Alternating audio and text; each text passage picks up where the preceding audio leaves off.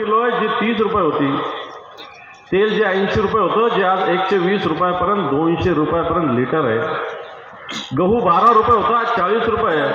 शेतकऱ्याला नाही मिळत 40 रुपये, शेतकऱ्याला 15-17 मिळतात, पण ग्राहकाला सुद्धा 40 रुपये आहे. तुरीची डाळ जी 70 रुपयाला होती, आज पावणे 200 रुपयाला. मी हे छोट्या छोट्या गोष्टी सांगितल्या. आणि महागाई एवढ्या गगनाला भिडलेली, त्या सांगितलं तर बहुत हो गई महंगाई की मार. पण ही महंगाई की मार झाल्यानंतर सुद्धा खोट्या गोष्टी केल्या जातात. हर घर छत देण्याची घोषणा केली जाते 2016ला, आज 2024 उगवलं. 2022ला हर घर छत मिळणार होतं या हिंदुस्थानातल्या. अजूनही या हिंदुस्थानातल्या लोकांच्या घरावर छत नाही. खोट्या घोषणा, हर घर जल, हर घर नळ सांगितलं होतं. अजूनही लोकांच्या घरामध्ये नळ पोहोचलेला नाही, जल तर बिलकुल पोहोचलेलं नाही.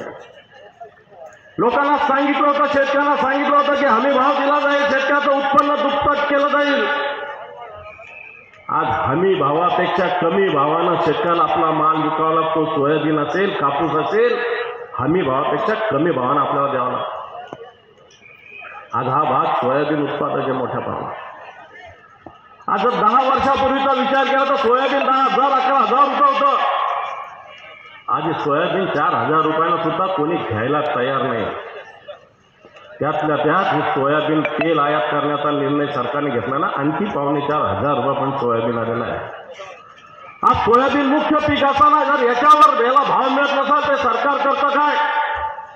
कोणत्या मालाला भाव देणार आहे सरकार? सरकार एकीकडे आमदाराला 50-50 कोटीचा भाव देतं, परंतु या शेतकऱ्याच्या सोयाबीनला 6,000, 7,000, 8,000, 10,000 भाव देत नाही. एकीकडे सरकारला आमदार फोडाफोडी करायला, आपल्या महाराष्ट्रातच नाही तर वेगवेगळ्या राज्यामध्ये अशा पद्धतीनं फोडाफोडी करायला सरकारकडे पैसा आहे, पण तो शेतकऱ्याला द्यायला या सरकारकडे पैसा नाही. म्हणून बांधवांनो, आपल्या ठिकाणी या ठिकाणी राज्याचं सरकार मोठ्या घोषणा करतं, शेतकऱ्याला 10,000 कोटी रुपये दिले म्हणतं, पण आज या भागातील शेतकऱ्याला वेगवेगळ्या ठिकाणी दुष्काळाच्या परिस्थितीमध्ये, अतिवृष्टीच्या परिस्थितीमध्ये पीक विमा सुद्धा या सरकारने दिलेला नाही. कोणती मदत या शेतकऱ्याला पोहोचलेली नाही. हे सरकार दिवसाढवळ्या गुन्हेगाराचं गुंडा राज या राज्यात निर्माण झालेलं आहे. या राज्यामध्ये दिवसाढवळ्या पोलीस स्टेशनमध्ये गोळ्या झाडल्या जातात, शिवसेनेच्या नगरसेवकाचा खून केला जातो, सत्ताधारी पक्षाचे आमदार दिवसाढवळ्या गणेश उत्सवात हे काढतात, रिव्हॉल्वर काढतात. अशा प्रकारची स्थिती गुंडा राज या महाराष्ट्रात या सरकारने निर्माण केला आहे. म्हणून बांधवांनो, या ठिकाणचे जे लोक आहे, ज्या गावच्या बावली त्याच गावच्या बोरी, जे वर्ष चालू आहे त्याच पद्धतीनं खाली चालू आहे. आता कोणीतरी बोललं की राम मंदिराची जागा सुद्धा इथं पुरली नाही. रामाची घोषणा मोठे नेते करतात, तुमचे ज्यांच्या दिल्लीत जाऊन ज्यांच्या पायाखाली मुद्रा करतात, रामाची घोषणा करतात, पण इथल्या लोकप्रतिनिधीला राम मंदिराची जागा सुद्धा कमी दरानं खरेदी केली गेली. अशा प्रकारचं लोकांचं म्हणणं आहे. खरं की खोटं? रामाची जागा, राम मंदिराची जागा पुरलेली नाही. पण अशा पद्धतीनं तुम्ही जर काम करत असाल, काय चालू आहे का नाही आहे? झालं बस स्टँड होईल 2-4 वर्षात असं वाटतं. शिवसेनेचं सरकार येऊ द्या, उद्धवजींच्या नेतृत्वाखाली 1 वर्षात करून दाखवू सांगतो. 1 वर्षात करून दाखवू, कारण दम आहे आमच्यामध्ये. 5-5 वर्षाला साधं बस स्टँडचं काम करत नाही, देशाच्या विकासाची गोष्टी करता, खामगाव जालना रेल्वे आणू म्हणता. अगर अशा पद्धतीनं काम करणारे जोर लोक असेल तर येणाऱ्या काळामध्ये मला असं वाटतं आपल्याला उद्धवजींच्या नेतृत्वाखाली या देशात परिवर्तन करावं लागेल. हा भाग विकासापासून फार दूर आहे. फक्त स्वतः भूखंड इथल्या आमदाराला आणि खासदाराला भूक लागलेली भूखंडाची.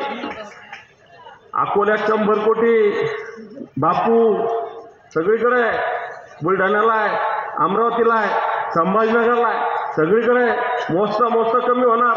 आणि हेच लोक आम्हाला गोष्टी सांगतात, हेच लोक आम्हाला सांगतात. आणि म्हणून ही भूमी खऱ्या अर्थानं पवित्र भूमी आहे. या भूमीमध्ये मोठ्या देवदेवता वास्तव्य करतात. या देवदेवतेचं सुद्धा इथं शारंगधराची भूमी म्हणून ही ओळखल्या जाते. आज या भूमी भ्रष्टाचारांची, गद्दारांची भूमी आहे, भूमी निर्माण केलेली आहे. वाटतं आपल्याला ही भूमीचं हे नाव मिटवावं लागेल. एक स्वर्गीय दिलीपराव राठेसारखा एक धर्मवीर इथं होऊन गेला, त्यांनी शिवसेना इथं आणली होती. दिलीपराव राठेने शिवसेना इथं आणली होती. त्यांचं बोट धरून तुम्ही राजकारणात आले. त्यांच्याच मुलांना पोलिसांचा धाक दाखवता लाज वाटत नाही तुम्हाला? इथल्या उपजिल्हा प्रमुखाला पोलीस, तालुका प्रमुखाला पोलीस, शहर प्रमुखाला पोलिसांना जर मस्ती आली असेल ना तर ती मस्ती सुद्धा जिरू आम्ही सांगून टाकतो. विरोधी पक्षात जरी असलो तरी या शिवसैनिकाच्या मनगटात दम इथल्या पोलिसांनाही सांगतो मी, जर या लोकांकडे वाकड्या नजरानं बघितलं तर बघून घ्या तुम्ही पण. दम समजा, धमकी समजा, दादागिरी समजा. स्पष्ट बोलतो, माईकवर बोलतो, चोरून लपून बोलत नाही. आणि म्हणून इथल्या शिवसैनिकांना सुद्धा उठ एकच काम आहे, याला आशिषवर गुन्हे दाखल कर, ते आपला शहर प्रमुख आहे किशोरवर दाखल कर, त्याच्यानंतर निंबाजीवर गुन्हे दाखल कर. एवढेच काम इथल्या पोलिसांना उरले का? बघा ना जरा हे काय काय धंदे करतात, रात्री दिवसा काय काय धंदे करतात बघा. पण पोलिसांनाही सांगतो मी, शिवसैनिकाला वाकडी डोळे करू नका. शिवसैनिक, शिवसेनाची एक सेना आहे, लक्षात ठेवा. कोणाची गरज शिवसैनिकाला नाही. आणि म्हणून या शिवसैनिकाकडे जर वाकडी डोळे कराल तर 6 महिन्यांनी आमचाच मुख्यमंत्री या महाराष्ट्रात होणार आहे, हेही तुम्ही लक्षात ठेवा. आणि मग तुमचा सगळा हिशोब किताब आम्ही पूर्ण केल्याशिवाय राहणार नाही. आणि म्हणून बांधवांना आव्हान करतो, ही शिवसेना आहे, बाळासाहेबांची शिवसेना आहे, उद्धवजींच्या नेतृत्वाखालची शिवसेना आहे, ही शेतकऱ्यांची शिवसेना आहे, ही बेरोजगार तरुणांना न्याय देणारी शिवसेना आहे. येणाऱ्या काळामधून इथून भगवा जो जाईल तो उद्धवजींच्या नेतृत्वाखालीच जाईल. अशा प्रकारचा संकल्प करा एवढं आव्हान करतो आणि थांबतो. जय हिंद, जय महाराष्ट्र.